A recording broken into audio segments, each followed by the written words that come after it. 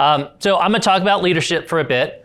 I'm going to talk about it in the context of the NACM core, because we can talk about leadership. You can go to a bookstore, and I hear they still actually exist. In fact, I hear over at the mall there's an Amazon store that actually sells BOACs, you know, the things that you can actually read. So go over there and find books on whatever subject you want, but you can pick up any sort of self-help thing and look at leadership and management and things like that and get all different types of tidbits. But when we talk about leadership within the context of the courts, we're gonna talk about some of the things about engaging your staff and some of the governance stuff and issues that may be a little bit unique to the courts as a particular workplace. I'm also going to talk about some of the revisions that we've done to the core curriculum over the last couple of years and sort of what that means for you all. Most importantly, a lot of the work that we as NACM have been doing over the last year, and for folks and colleagues like Mr. Bell up here in the front, is a real focus on diversity, equity, and inclusion.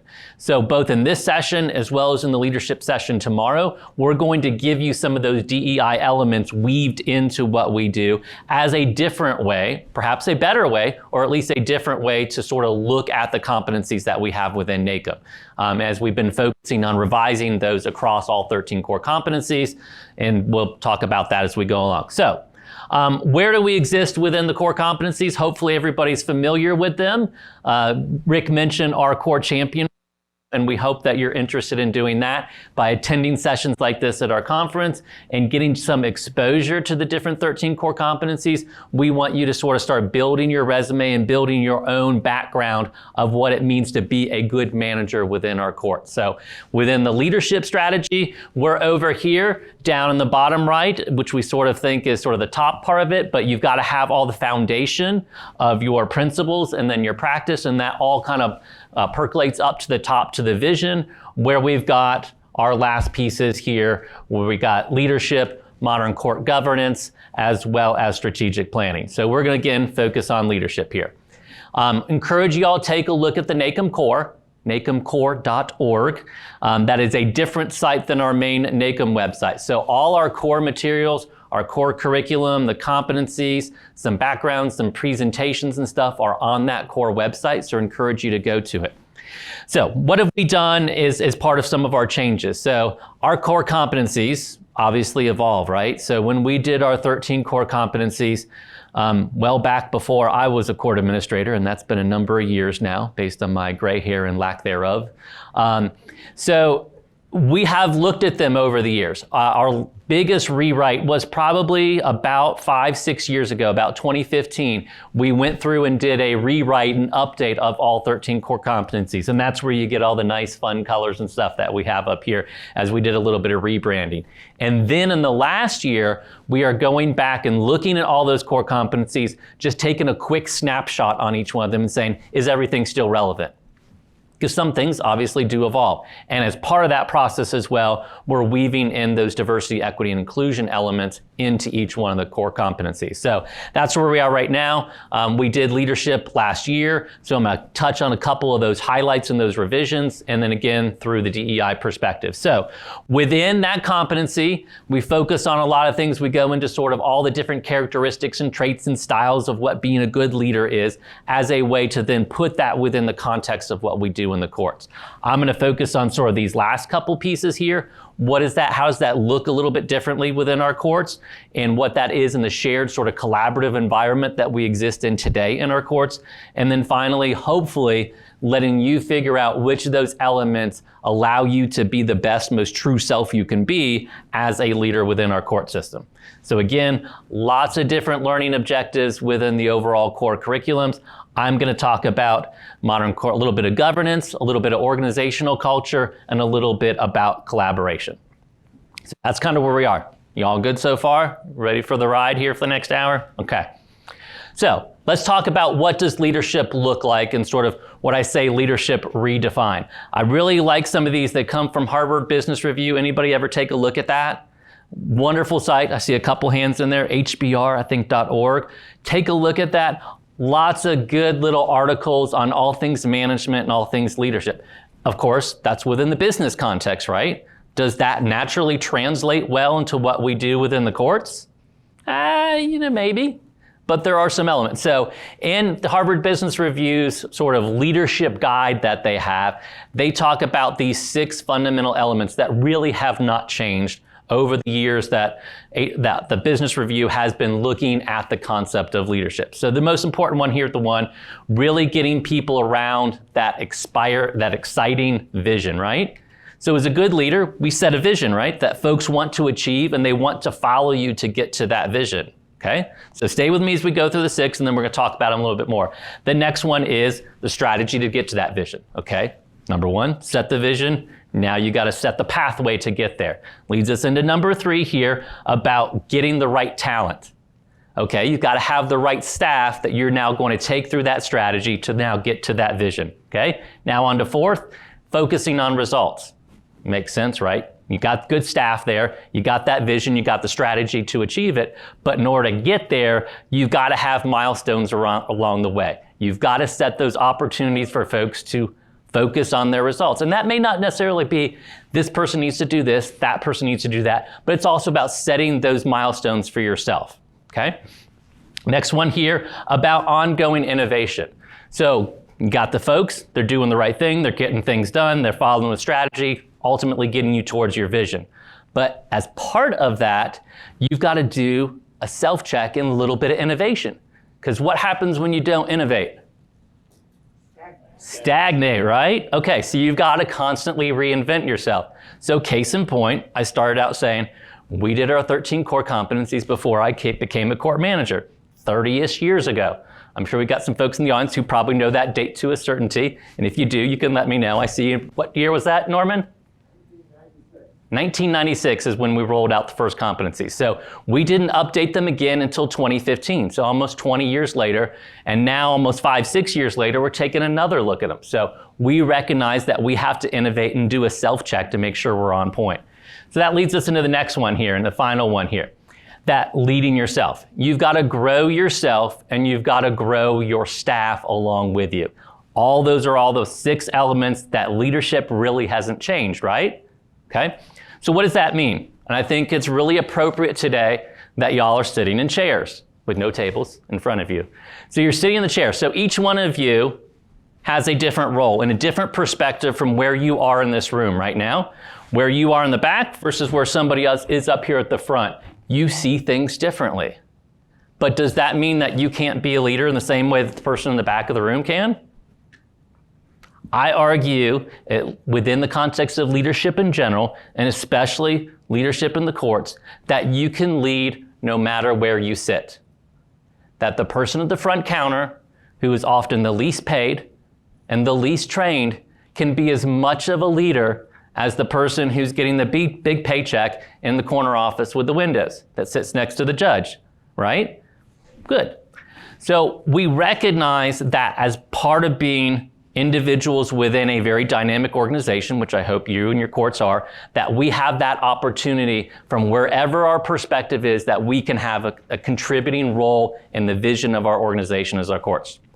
Okay, so we're going to talk through those a little bit here. So I've got a couple of these little thought bubbles here that I want to just use as a way to do a quick check-in with you all to see if we're on the same page and we know where we're going.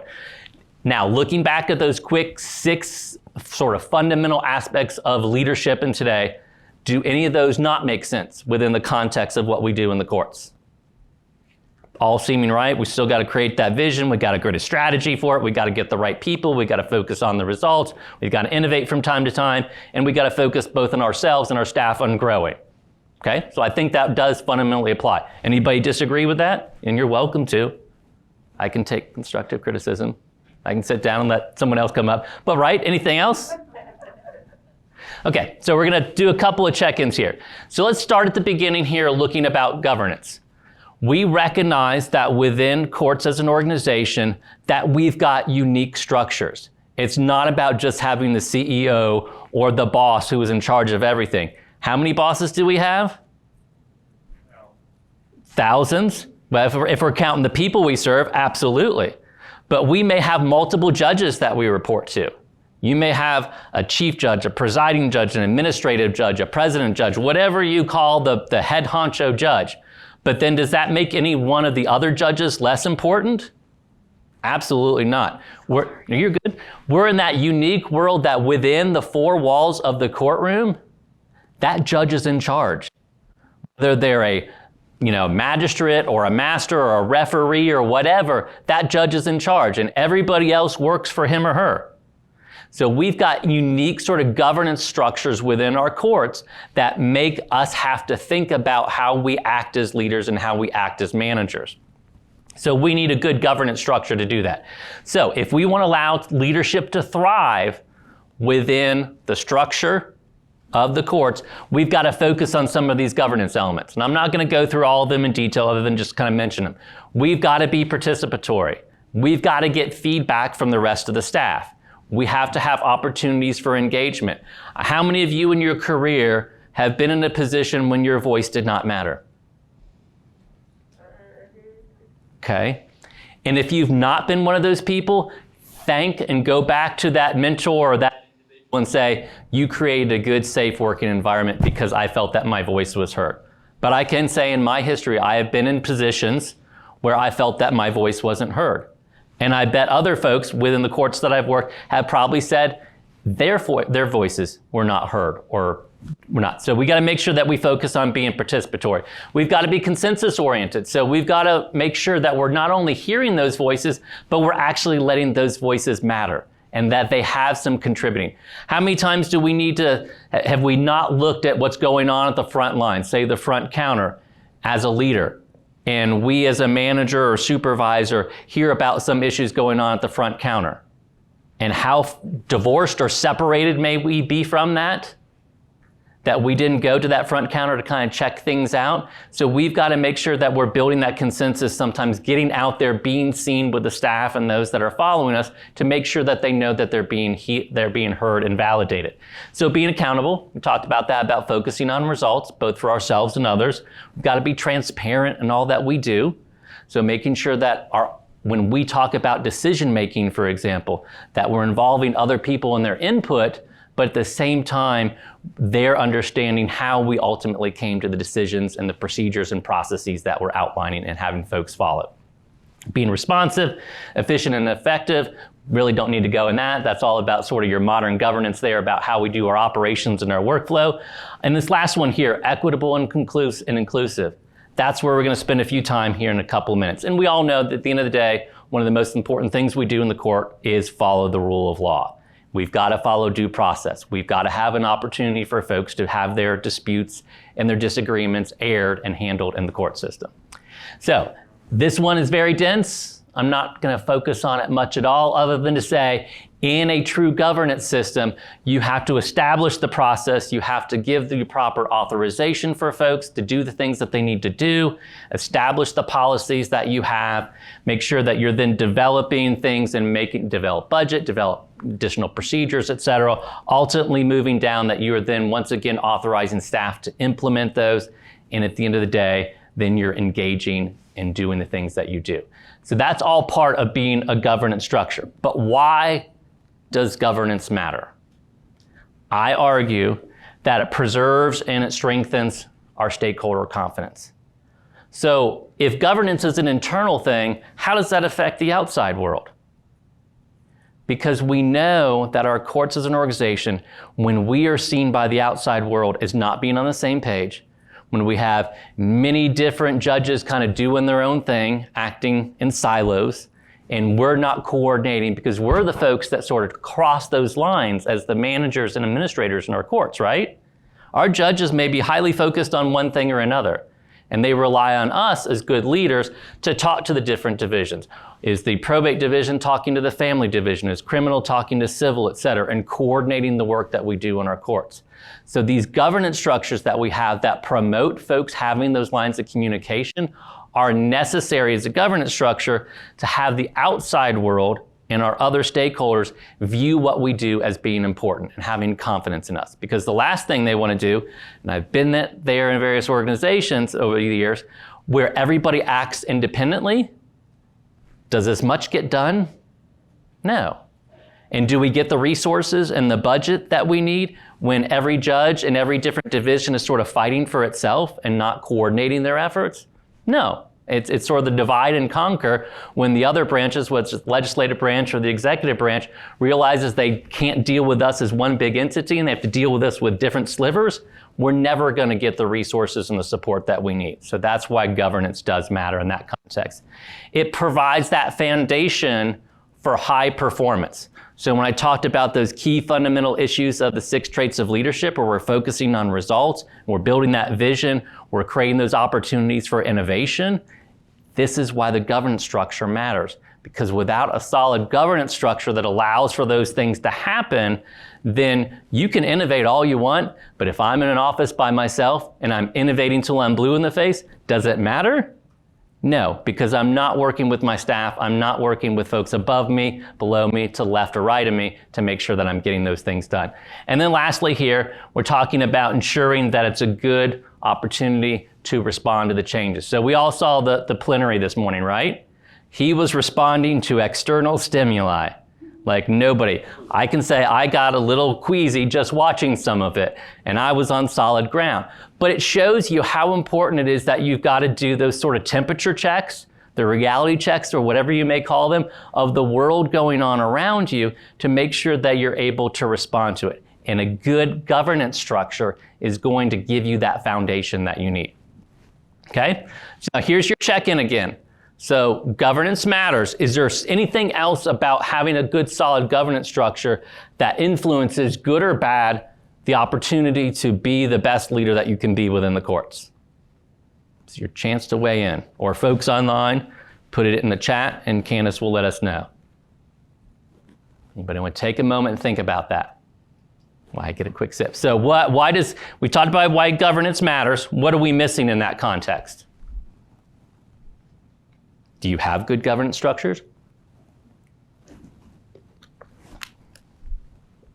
No? Everybody's good back home, right?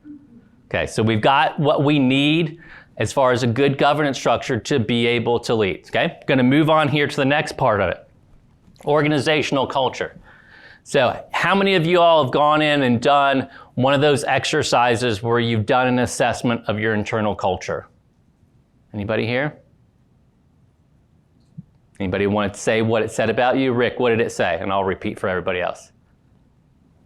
It wasn't about me individually, it's about the entire Right. organization. And it said that it can be misinterpreted. That the way questions are worded and or the way people are responding, you may not get an accurate response or even an honest response. Okay. So you did some sort of external polling of sort of the customers that you see, and that was sort of the feedback that you got from them, that they were not feeling that the court was hearing what they were saying, and that when they were asking questions that, it was sort of the rote answer, the responses, so they weren't really being felt that they were being heard, sort of over the counter or in their transactions with the court. Something that we hear quite a bit about is sort of that procedural element, that folks are not getting that opportunity to really be heard and have their voice heard and understood by the folks that they're interacting with. Because it doesn't just exist, and procedural fairness isn't just something that happens in the courtroom, it's something that happens in the entire process.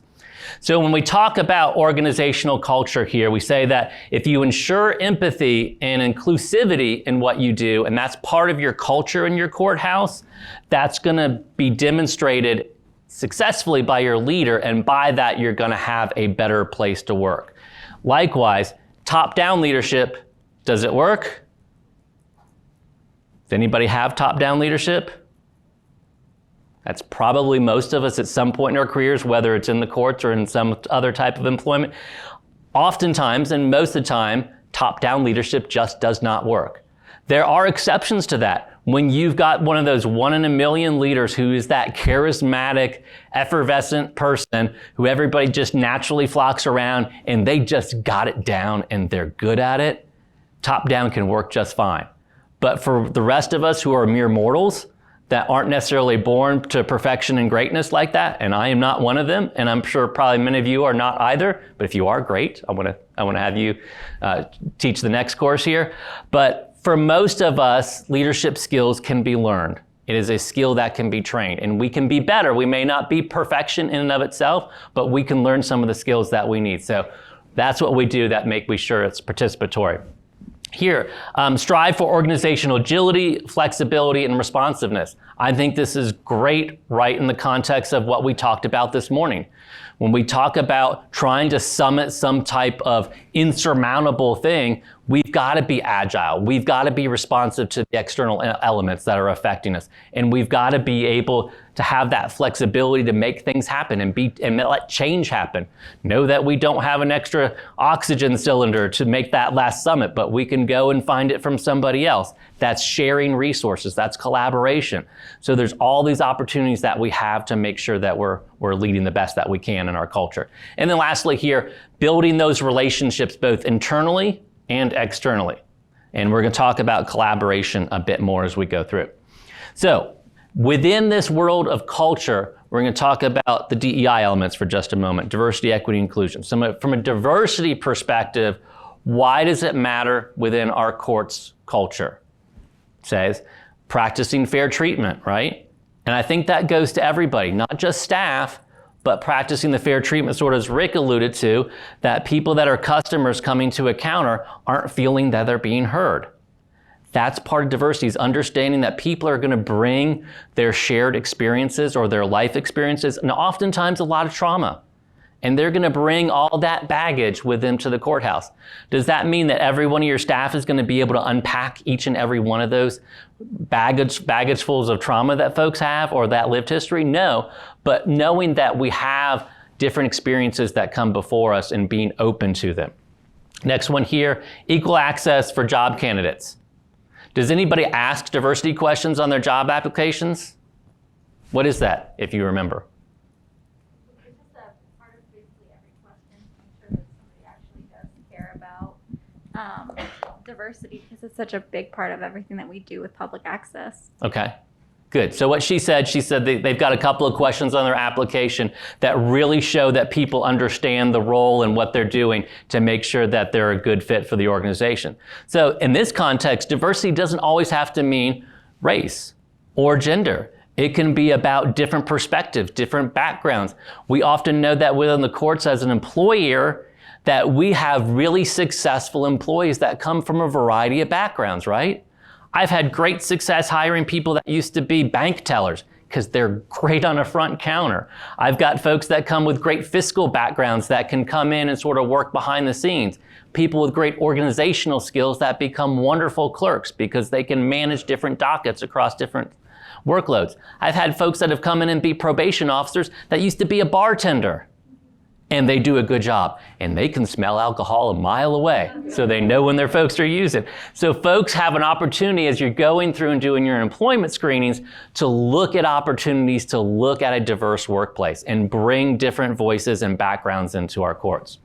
Last one here about quota practices. I think we don't do this much, thankfully, in the courts as a workplace, but some employers do. So just be mindful if they're trying to make you all check certain boxes or things like that to say, you know what, we want to make sure that we're being as diverse as we can within our hiring practices. Ensuring inclusivity and teamwork and collaboration. So how often do we allow teams of staff to work together on things? Perhaps maybe not as much as we should. We're generally very discreet in our assignment of responsibilities, right? You do this, you're on this counter, you're on this function, you're handling this caseload, you're doing this. But we found in an inclusive and diverse workplace that the more that we can put teams where you're bringing folks that have different responsibilities, but they allow to sort of self-set that within a small team environment, that we have that more collaborative environment and can increase our productivity. Ongoing evaluation to making sure that you're adhering to various diversity goals. So doing some check-ins with staff to say, are we having an opportunity to be a diverse workplace? Are we hearing from the different voices that we have within the court as an organization? And lastly, being that creative and innovative. So, and that was one of the good sort of governance things, right? As we looked back there and as part of being one of those 6 principles of leadership still today is innovating. Because if we don't innovate, we stagnate. So innovation is built into the diversity piece as well. And was that a hand in the back or just somebody moving their glasses? No? Okay. Just make sure I saw that at the corner of my So let's move on to inclusion for just a couple of minutes, the I and the DEI. So when we look at this about having a voice, so we noted earlier about good governance as being collaborative and letting your employees and stuff be heard. We don't give as much opportunities in the courts as a workplace for everyone to have a voice. How might we change that? And it's not, walking around a room necessarily and giving people a microphone, although in a meeting, that could be a good start. What else might there be? Anyone want to jump in? And I'll repeat it for the online folks. How do you give people a voice? Provide opportunities for input. Okay, so good, provide opportunities for input. Great. Easy solution, right? Whether it's a meeting or you just walking around as a manager or supervisor, just saying, hey, Sally, hey, Johnny, what are you working on here? You seem to be frustrated in this. What could we be doing differently? Doesn't necessarily mean it's going to change, because it may be something that sparks something else down the road, but giving them an opportunity to be heard. Good. So let's look at the second one here about belonging. Do folks feel that they belong in your court as an organization? And I'm going to take this all the way back to one of the other core competencies, the purposes and responsibilities of courts. Does your staff, to a person, know why it is they do what they do in the court and why it matters? I would argue we want that, we think that happens, but it so easily gets disconnected from reality. Maybe we onboarded them way at the beginning and talked about how important it is that, courts are an opportunity for folks to have their grievances heard, that we maintain the court record, we do all these kind of things, et cetera, et cetera, et cetera. But does that get sort of removed on the day-to-day basis from what our staff does? I would argue that it often does. I could probably go around to my many different counties and talk to an individual clerk and ask them what they're doing, and they'll tell me. Like, I'm doing this, I'm responsible for docketing all these civil cases, and I help the judge prepare the calendar, and I do this, this, this, and this. But if you follow that up with, why do you do that? Well, they say, well, I do that because, my boss says to do this and this. Well, why do you think your boss tells you to do it? Well, because that's what the judge wants done. Okay, well, why does the judge want it? Well, because last time he didn't, he yelled at us. Well, no, that is an answer, but it's not the answer we're getting at. We often disconnect from reality why we do the things that we do. So as good leaders, we always need to be looking for opportunities to engage staff, maybe sometimes out of our sphere of control or our reporting structure, to say, hey, I see what you're doing there. That's really good stuff, because this particular thing ties back to this particular purpose and responsibility. Looking for opportunities to reground ourselves on a regular basis with why what we do is so important to the operation of the courts and how it maintains that rule of law and the other fundamental aspects of being in the courts. This sense of uniqueness is part of inclusivity.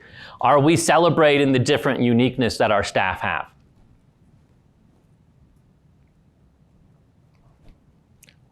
Do we only acknowledge somebody's background when it's their birthday because that's the spotlight that gets shown on them on that particular day of the year?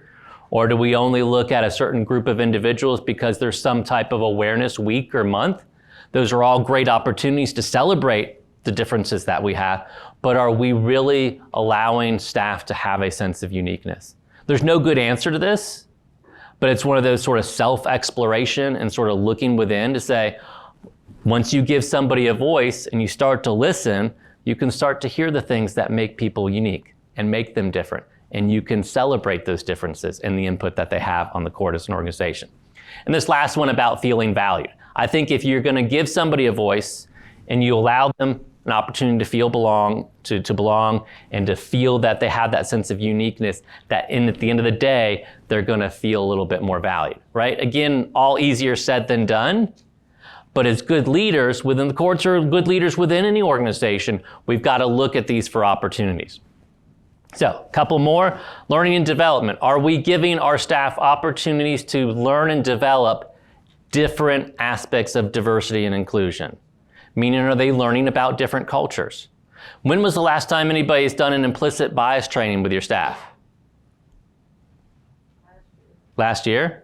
Okay, so we try to do it with our judges more often these days, right? But are we doing some of those trainings with our staff? Sometimes yes, and that's a good start, but we perhaps need to do more. Should we be doing trauma training with our staff? Absolutely. We sometimes forget that our staff are sitting there in those same criminal trials hearing about rapes and murders and domestic violence. And we do check-ins with our jurors sometimes to say, wow, you just sat through that child molestation case and heard some really bad, gruesome stories and things like that. And we do a check-in with the jurors. Who checks in with all the court staff and the bailiff and the deputy who sat there and saw that and also had a case the same week before that was just as gruesome and scary.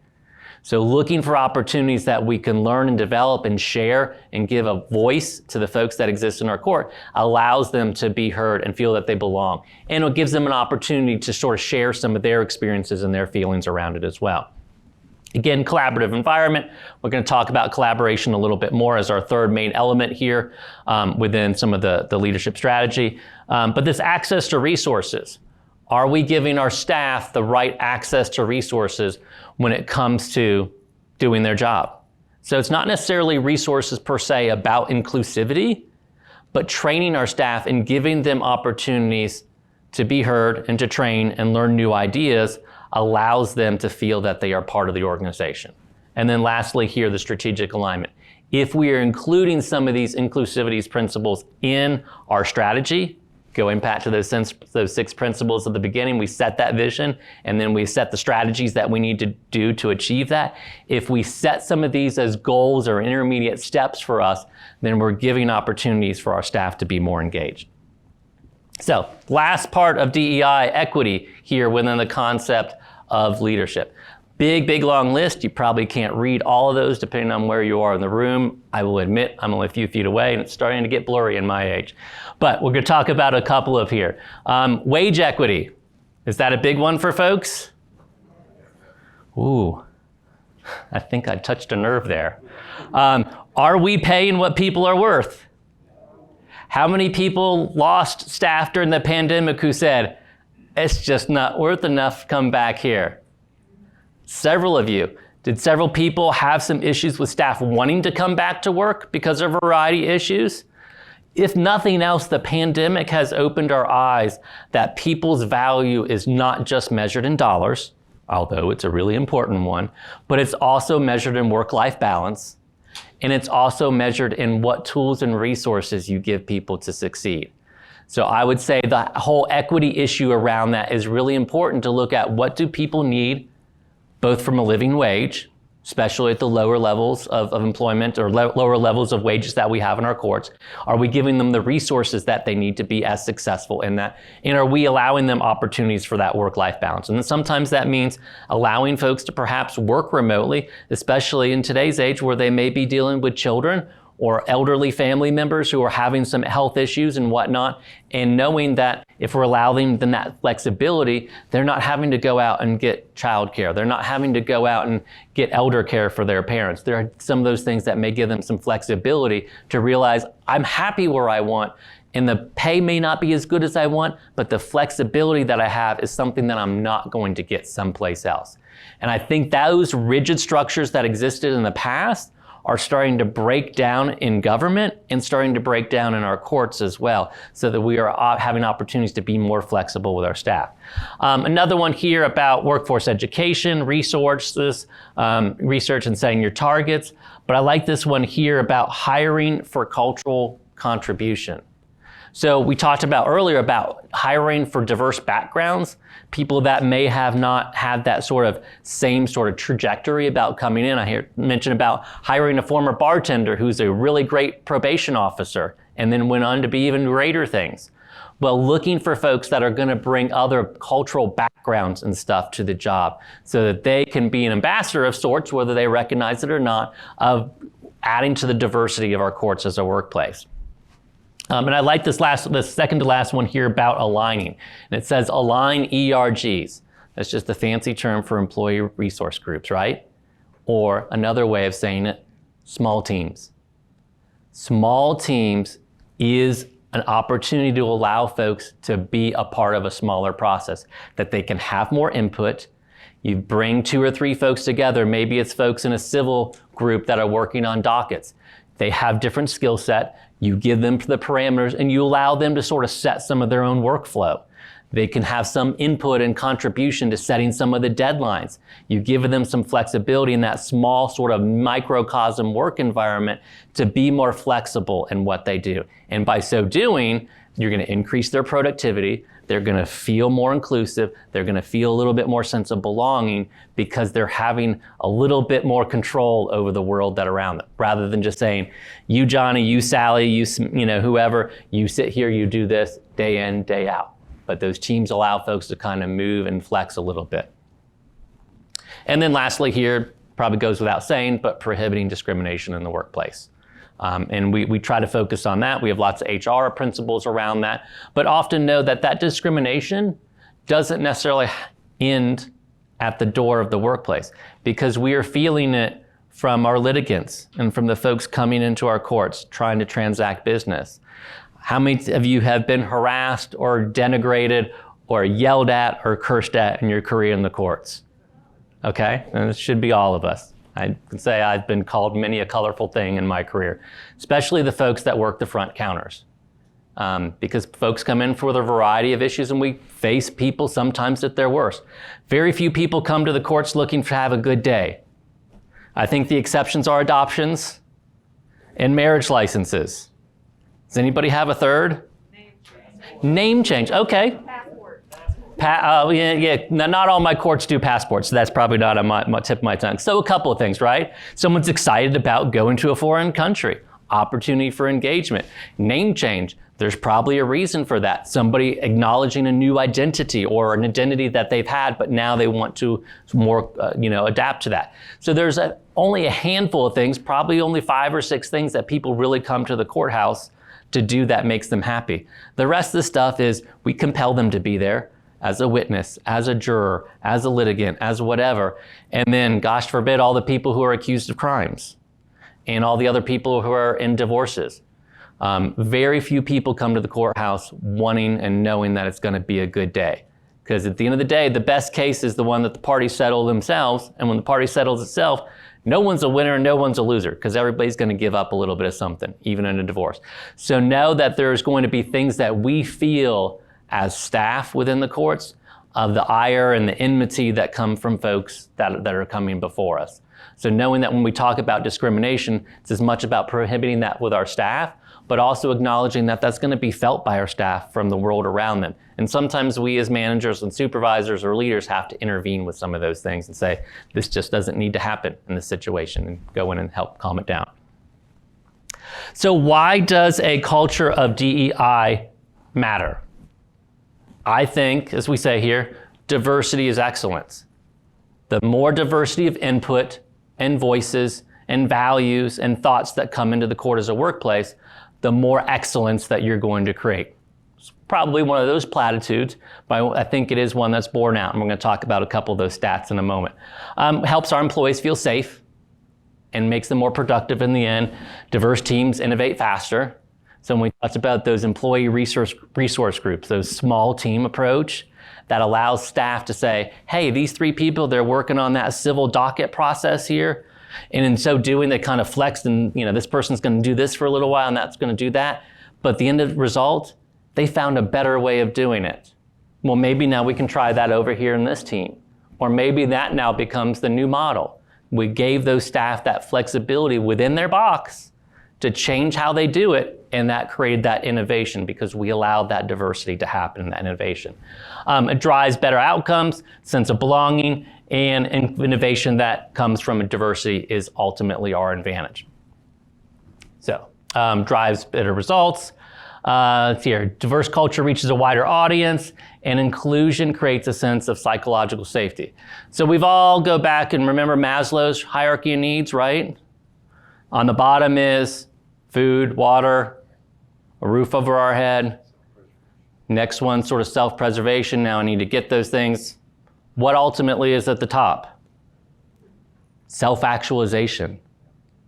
And if you look at it from the ERG model, where you have emotions, responsivity, and growth, growth is ultimately where we want to be at the top. That's that self-actualization. I have all my base needs met. Now I have all the tools to take that next step. And then at the top of the pyramid, I recognize that I have the tools that I need and my base needs are met. I am able to grow as an individual and sort of produce and share and go to that next step. So when we think about this in a diverse, equitable, and inclusive workplace, that has meaning as well, right? Now that we have that sense of belonging, we have that feeling there, we know that we are going to be a better contributor and share that with the rest of us around. So, quick check-in here. What in those sort of DEI principles there within the context of leadership don't make sense? Or here's more to the point, which of those are going to be hard? Anybody want to raise a hand? Got one over there, Cheryl? Candace is coming with a microphone, so hold on. I think what's hard is when you have a current culture where diversity is not valued, particularly in the leadership, and then you come in and want to change that culture. So shifting that, because it involves really a paradigm shift, sometimes turnover, and you inviting and recruiting people into an environment. You know, if you like I advertise, you know, that I really want a diverse and inclusive workforce to bring people into that environment, and then it's not really what I've advertised, or and so just when you're in that in-between stage of The vision does not meet the reality. correct. And it's great to say all the wonderful things. We're going to have this wonderful place to work, and it's going to be supportive, and it's going to be inclusive, it's going to be diverse. But does that ship of state change quickly? I can't say that I've ever piloted a container ship, but if y'all want to get with me on the boat for just a moment, how much effort does it take to change the direction of a container ship? They start that turn a long time before they need to, because those ships, once they're going, they just keep on going. And if they do a little bit of course correction, it could take a long time for it to get there. And I kind of used the example there. If you saw, it was probably about 2 years ago. Remember the ship that got caught in the Suez? They tried to change that ship's direction a little too quickly. And that ship went sideways in a thing that was only supposed to go straight down the channel, and you got a container ship sideways. That's where we sometimes get into our courts as a workplace, if we try to change things too quickly. Much as we may want to, and we do have to be agile, and that's fine, and we are, but when it comes to changing your culture, that is a little bit more difficult, and that requires a very proactive, long-term approach to start doing the little course corrections that you need so that you can direct the whole court and that whole organization, or at least what's within your span of control, all to make that particular change. So you've got to make those little changes. What else is hard about these DEI principles? And if anybody's online, send your chat in and Candace will let us know. Go ahead. Continuing it. Continuing it, absolutely. So I've talked with some folks here as we've engaged in some of this, the DEI conversation as NACM. We now have a committee on it. And we talked about that of, it's great to start it and you get lots of excitement initially, but like with most things, it fizzles out, right? So how do we create that lifeblood that we want to make this part and parcel of what we do and bring these principles into our thinking? Anybody have thoughts? Because I want to know so that we can share them with the rest of you all. In the back, yes ma'am. Candace is coming with a microphone, hold on. I think there are some strategies to continuing it. You can make a vision statement around it. You can create the work groups that we spoke of. Maybe some of those represent affinity groups, people who have things in common. You can embed it into your literature. Make sure that you define terms in your workplace policies. I think there are strategies that you can continue to institutionalize it. Great. So right on point, you kind of referred back to our first principle that we talked here about having a good governance structure. So if you start to bake these things into what you do, they start to go into not just your HR policies, but also your hiring practices and how you engage your staff, how you set assignments, how you create your team structure, and everything sort of gets in, and it sort of helps to preserve or at least give the opportunities for these DEI principles to sort of bear themselves out. But you've got to have both that governance structure as well as this sort of collaborative environment. So that leads us into our last part here. TJ, I Yes. do have someone on. Oh, great. Okay. I got something. Rafaela De Laura, getting buy-in across the board. Yes, absolutely. So Raphael, thanks for weighing in on that. I'm seeing you, I'm looking right at you. Getting that buy-in, and it's hard. We know that in any sort of change environment, you can use whatever adage you want, who moved my cheese, whatever it may be, knowing that you've got to have that long-term buy-in. And much like sort of changing the direction of that container ship, it takes sometimes a lot of effort and a lot of forethought to start engaging in those small, minute changes so that you can have that buy-in. But it goes back to giving those opportunities and having those voices and those diversity of opinions at the table. So lastly here, as we sort of close out here, having a collaborative environment, important for leadership, but important for any of these DEI principles to really take hold, i.e. Raphael's point about buy-in. That we have to seek and maintain that inclusiveness through diverse representation. So that means is getting as many voices in your organization to contribute. And by this again, I don't necessarily mean it always has to be on racial lines. It can be from a variety of different purposes. The folks who have long-term been in my civil division, having them have some talk about how the criminal division affects them, that's diversity of opinions because that's not their space. But they may be getting some blowover, maybe because of workload, it may be assignments, something that's now affecting them. So getting their opinion on the criminals division on the civil division, bringing in those diversity of opinions.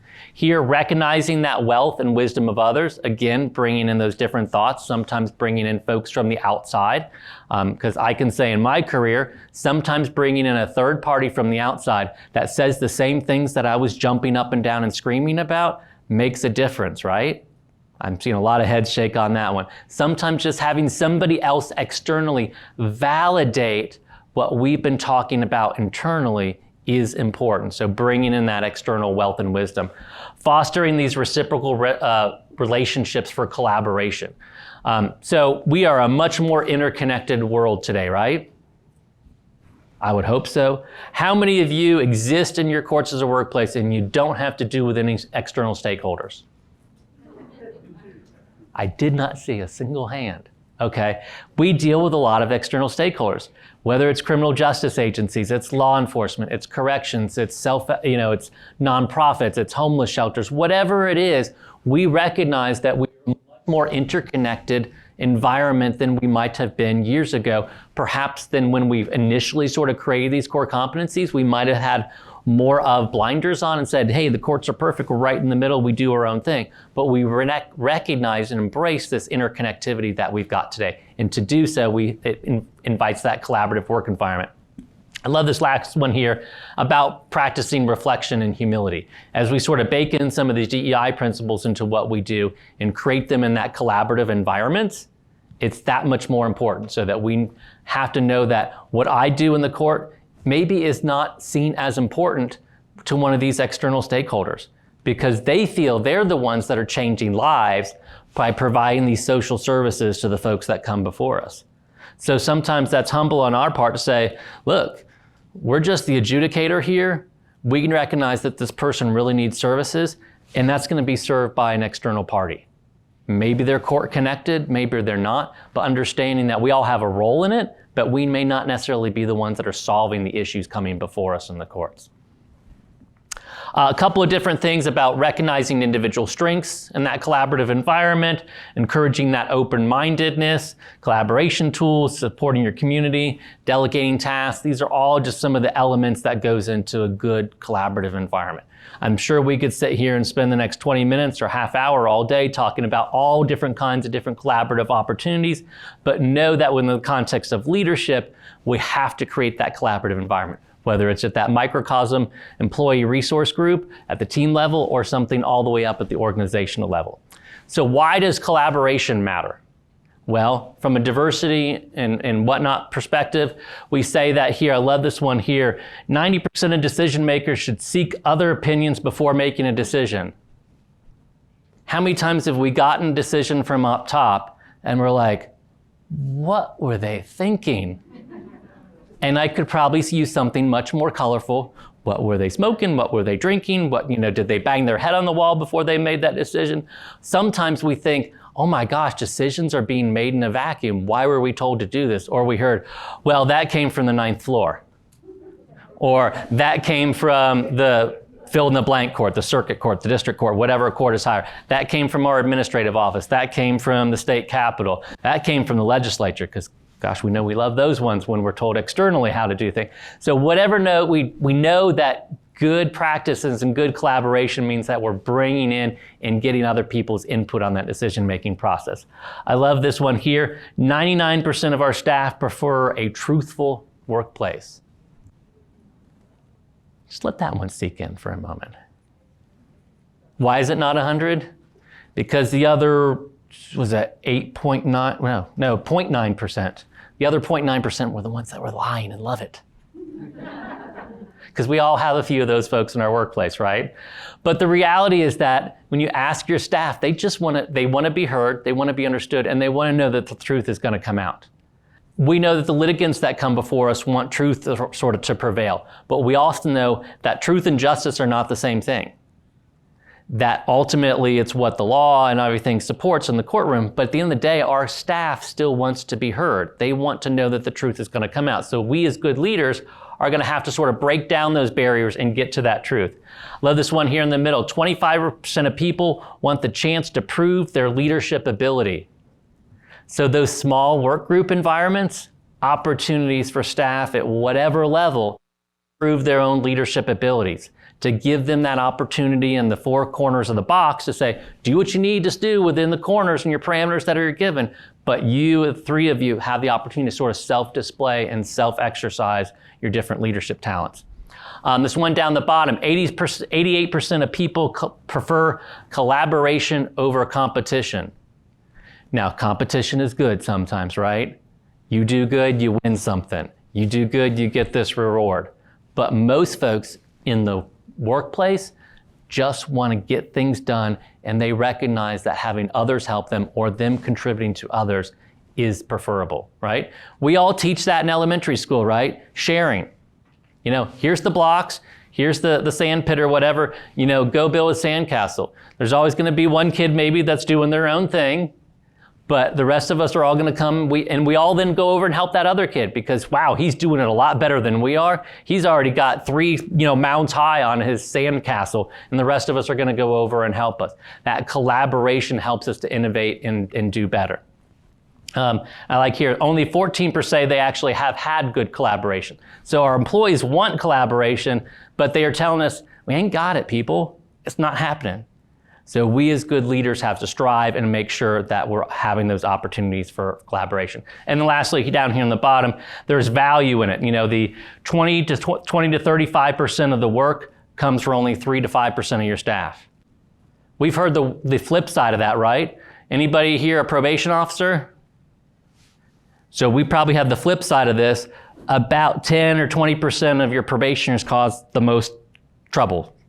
So that same kind of flip is in our environment, that we have a small number of staff in our courts who are contributing the most.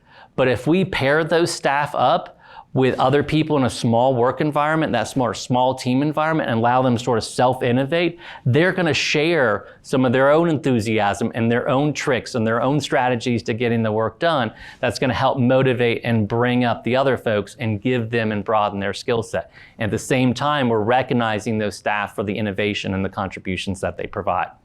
So, quick check-in.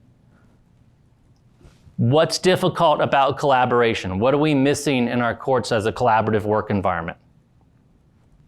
And certainly folks online, put it in the chat for Candace. What are we missing? Rick?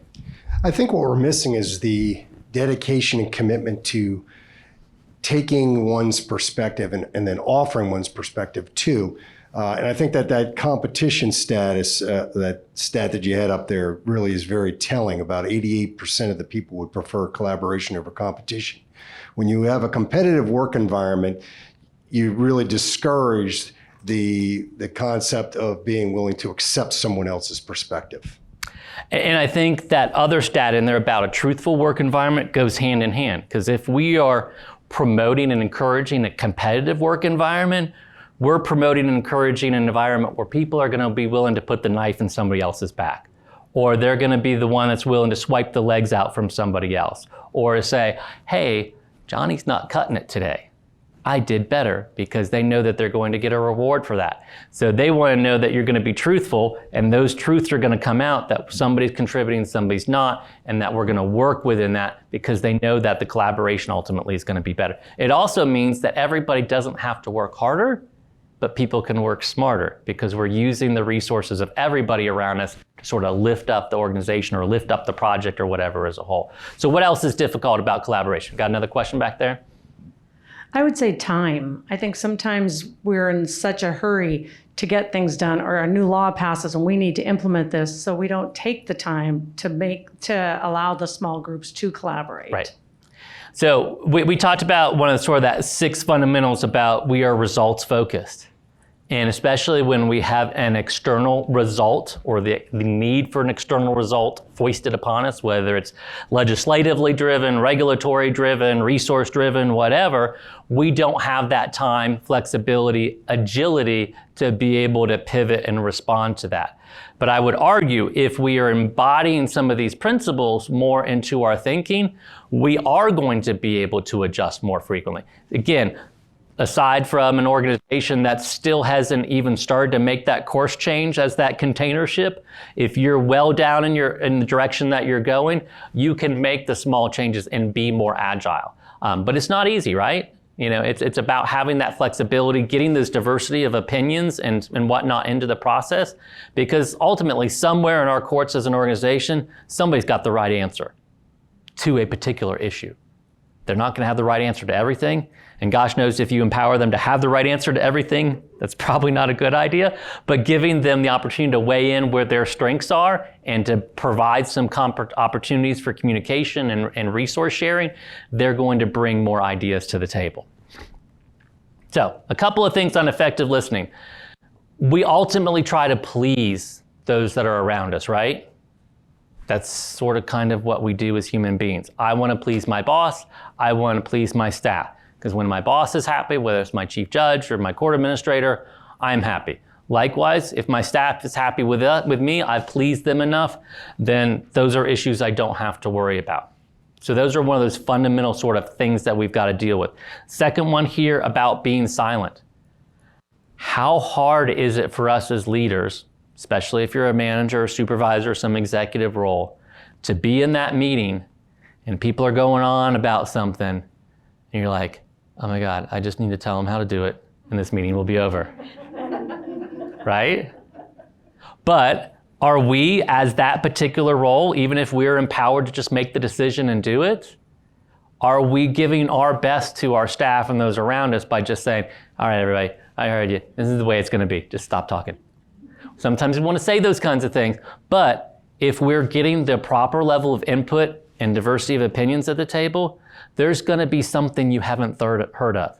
And sometimes it's getting the negative Nellies or whatever you want to call them, the negative folks around you that always come up with why it's wrong, because they're the ones that are shining or reflecting that mirror on you, that realizing I'm the emperor that wore no clothes that day, you know, or something like that. They're shining back on you that something is wrong when we missed it. So looking for those opportunities there. And this last one here about distance. Are we properly distancing ourselves from our staff? Or are we, in this case, are we having too much distance? Meaning, are you that leader that's staying in your office all day that staff does not know? And I would argue the same thing goes for our judges. Are they behind that door where you have to have a passcode and you got to call the secretary to get click through because, gosh forbid, you don't want to be that low-level docket clerk that has any interaction with the judge?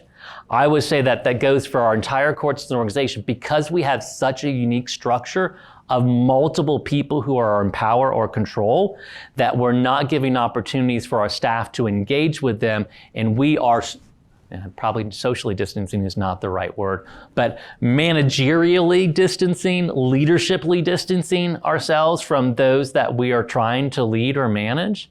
And by doing so, we're removing those opportunities for connection. So looking for some opportunities in what we do to allow for genuine human interaction in what we do. So giving a chance for a couple of questions and then we'll be done. So what of these principles make sense or don't make sense? Because it's not easy to just kind of throw all of them in there in the chicken soup and hope that it comes out with something that tastes good. What are we missing here?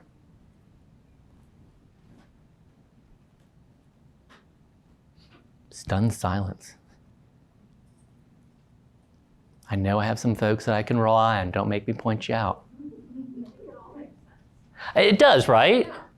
So, it all makes sense in the context of being good leaders, having that diversity of input, having opportunities that we're empowering staff, that we're recognizing different contributions, that we're recognizing that there's pay and equity gaps. There's all kinds of things that exist in our courts as a workplace. And some of that exists absolutely everywhere in all organizations and all businesses, that it's not unique to us in the court world. But we do know that within the courts, we've got some unique structures. So having that good governance structure, having an opportunity where we recognize the different roles that we have within the courts and also the different and unique roles that our judges and some of our other external influences have on our structure, allowing that to kind of roll in. Then talking about that court culture that we have, really starting to think about some of these different practices and understanding that there's opportunities that we can engage and value the input that our staff has in a different way.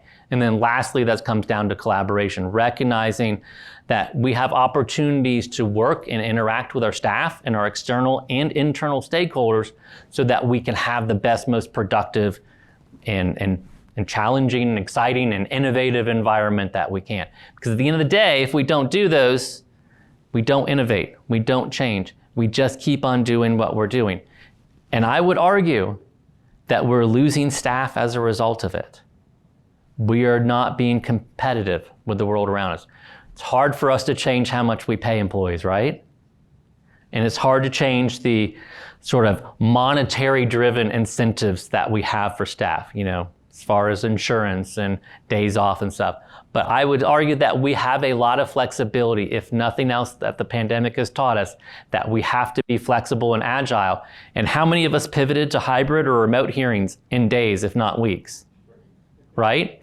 How I can speak for myself and my courts to say, if I had told my judges, we're gonna do remote hearings in a month?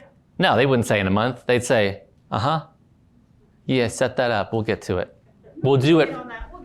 We'll get to that. We'll do it in this one kind of thing where this individual that's in a state prison halfway down the state and he's just having his 15-minute hearing. You can go lumber in the equipment and I'll get on it and I'll read the thing. But anything beyond that, don't come see me.